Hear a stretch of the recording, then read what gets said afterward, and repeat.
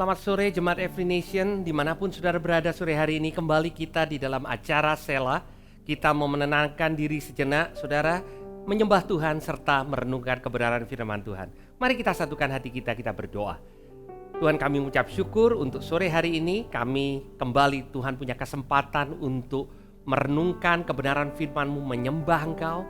Tuhan, Engkau sendiri Tuhan yang mengurapi mulut hamba-Mu, mengurapi setiap pikiran kami Tuhan yang mendengarkan. Kami percaya kebenaran firman-Mu berkuasa untuk mengubahkan hidup kami. Di dalam nama Yesus. Amin.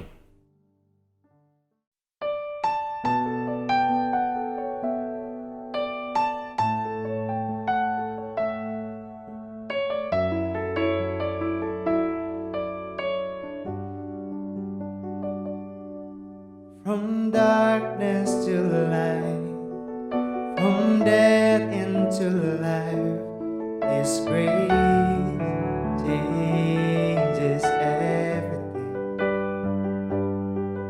From broken to whole, stained to whiter than snow, His grace changes everything. His grace changes everything. There's no sin too great, there's no pain too deep. The cross declares it is done. There's no shame too real that His love won't heal. Forever the victory is won. He has broken the chains, He has conquered the grave. His grace changes everything. By the power of His blood, we are daughters and sons. His grace changes everything. His grace changes everything. There's no sin too great, there's no pain too deep. The cross declares it is done. There's no shame too real that His love won't heal. Forever the victory is won.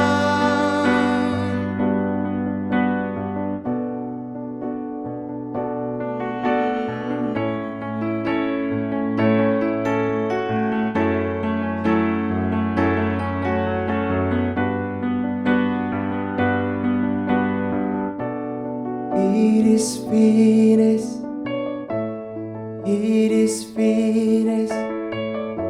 The victory is won. It is finished. It is finished. The victory is won. It is finished. It is finished. The victory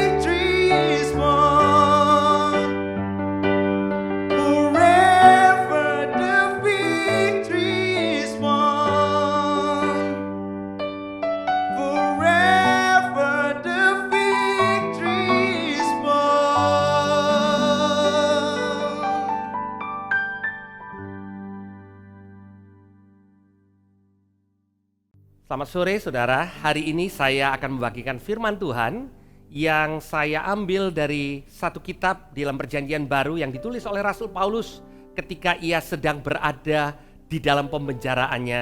Dan kemungkinan besar dia sedang berada di penjara bawah tanah yang ada di Roma. Saudara perlu mengetahui penjara bawah tanah di Roma itu tidak ada listrik, ya, dan seringkali ada saluran pembuangan yang juga melintas, yang sengaja dilintaskan saudara di ruangan bawah tanah itu, sehingga untuk membuat tahanan yang berada di bawah tanah itu semakin merasa pengap, semakin merasa berada dalam keadaan lembab dan bau. Itu kira-kira konteks dari apa yang kita akan baca di Filipi pasal yang pertama mulai dari ayat yang ke-8. Rasul Paulus yang berada dalam keadaan sulit itu mengatakan, sebab Allah adalah saksiku betapa aku dengan kasih mesra Kristus Yesus merindukan kamu sekalian. Saudara, luar biasa. Rasul Paulus di pemenjaraannya, di tempat yang paling sulit yang saudara bisa bayangkan, mengatakan bahwa kasih mesra Kristus Yesus membuat dia merindukan orang-orang yang ada di luar penjara. Kasih mesra daripada Tuhan Yesus membuat dia merindukan saudara-saudara seimannya. Itu yang terjadi. Dan dia berani mengatakan Tuhan yang jadi saksi. Betapa besar kasih Tuhan Yesus yang membuat kasih itu bisa disalurkan, yang membuat dia merindukan orang-orang percaya yang lain. Dan dia lanjutkan, dan inilah doaku. Ini doa Paulus. Mari kita perhatikan apa yang Paulus doakan. Semoga kasihmu makin melimpah dalam pengetahuan yang benar dan dalam segala pengertian. Nah saudara, banyak orang percaya punya pengetahuan yang benar, punya segala macam pengertian.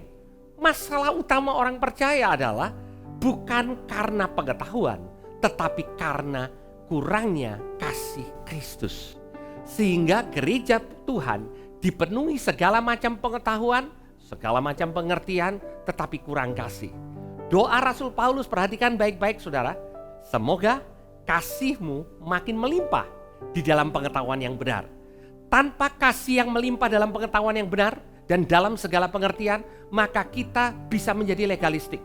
Kita bisa melihat kepada orang lain dan mengatakan orang itu salah, gereja itu kurang benar, orang percaya ini kurang seperti ini, orang dunia seperti ini. Tetapi pada waktu ada kasih Kristus seperti yang ada di dalam Rasul Paulus, pada waktu dia merindukan orang-orang percaya yang lain, dan dia berdoa supaya kita orang percaya yang lain ini punya kasih yang melimpah. Pada waktu kita dipenuhi dengan pengetahuan yang benar dan dalam segala macam pengertian, maka ini yang terjadi saudara. Sehingga kamu dapat memilih apa yang baik. Saudara, banyak kali dalam keadaan yang tidak menentu, kita bertanya-tanya kepada sesama, kita bertanya-tanya kepada para ahli, bahkan kita bertanya-tanya kepada Tuhan, dan banyak orang yang mengatakan Tuhan tidak bicara. Ini kuncinya saudara. Rasul Paulus mengatakan kalau kita punya hubungan kasih mesra Tuhan Yesus itu melimpah dalam kehidupan kita, dan kita punya pengetahuan yang benar tentang kebenaran firman Tuhan, maka kita dapat memilih apa yang baik. Saudara, hidup ini pilihan saudara, ya. Dan cara Tuhan berbicara, dia selalu berbicara lewat firman-Nya, ya. Saudara bisa mendapatkan nasihat dari orang-orang yang saudara kenal, nasihat dari orang-orang percaya lainnya, tetapi yang mendasari nasihat itu menjadi baik adalah karena saudara punya hubungan, yaitu kasih yang melimpah di dalam Kristus. Dan kasih itu tidak ada hubungannya dengan keadaan saudara. Apakah keadaanmu baik, keadaanmu tidak baik. Dan itu dibuktikan oleh Rasul Paulus karena kasihnya yang mesra dengan Tuhan Yesus. Justru dia katakan pada waktu dia ada dalam penjara. Jadi penjara, keadaan buruk, ya, keadaan yang tidak nyaman, tidak menghalangi kasih mesra daripada Tuhan Yesus untuk bekerja dalam kehidupan kita.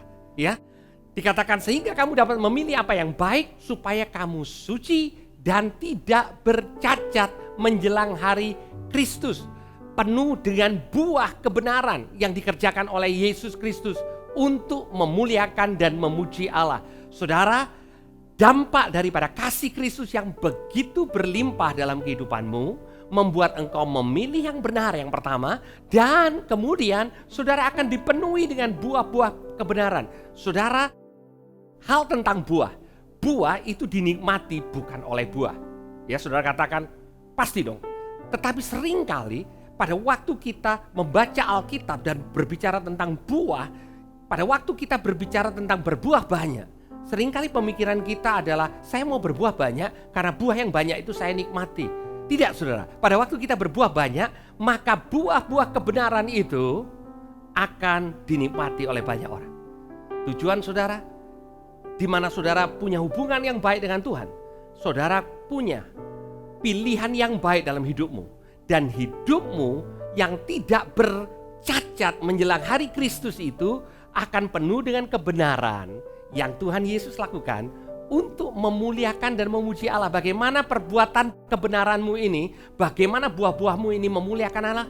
Pada waktu orang melihat apa yang Allah kerjakan lewat kehidupanmu. Saudara, seringkali kita berpikir bahwa kita akan punya buah-buah yang baik kalau kita sukses di hadapan manusia. Sukses dengan cara dunia. Rasul Paulus pada waktu dia menuliskan Filipi pasal yang pertama, dia berada di dalam penjara.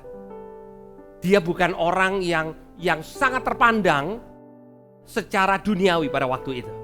Tetapi dia bicara tentang buah-buah kebenaran yang memuliakan Allah. Artinya, kehidupan kita yang memuliakan Allah tidak harus kita tunjukkan dengan apa yang dunia katakan sukses. Tetapi kehidupan yang memuliakan Allah pada waktu saudara hidup benar. Pada waktu Tuhan Yesus mengerjakan perkara-perkara yang hanya Dia bisa kerjakan lewat kehidupan saudara. Bagaimana orang melihat bahwa di dalam kehidupanmu, pada waktu engkau mengalami tekanan, engkau memuji Tuhan. Pada waktu engkau mengalami masa-masa yang sulit, engkau tetap bersyukur. Engkau tetap punya pengharapan akan masa depan. Karena masa depan itu sungguh ada.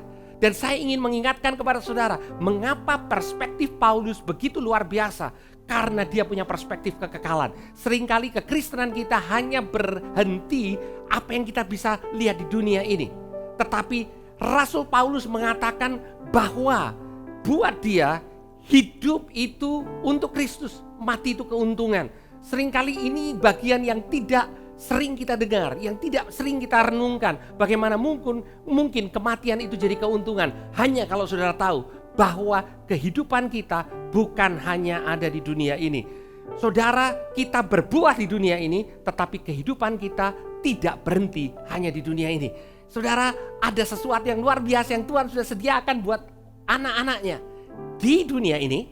Dan juga pada waktu kita selesai di dunia ini dan kita akan berjumpa muka dengan muka dengan Tuhan Yesus Kristus. Dan itu yang jadi kerinduan Paulus. Mengapa? Karena dia punya kasih mesra dengan Yesus.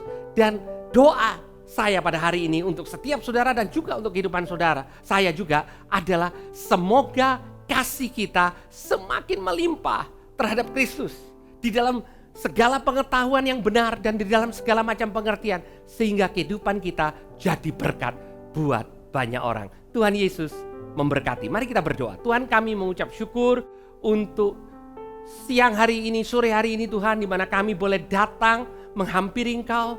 Tuhan, kami tahu Tuhan, kami membutuhkan kasih-Mu. Tuhan, kasih kami terbatas, kasih-Mu tidak terbatas. Izinkan kasih-Mu mengubah kehidupan kami. Kasih mesra itu, sehingga kami yang mengerti lebih banyak akan bertumbuh lewat pengenalan kami akan kasih-Mu, sehingga kami berbuah banyak buat kemuliaan-Mu. Terima kasih Tuhan, di dalam nama Tuhan Yesus. Amin. Tuhan Yesus memberkati.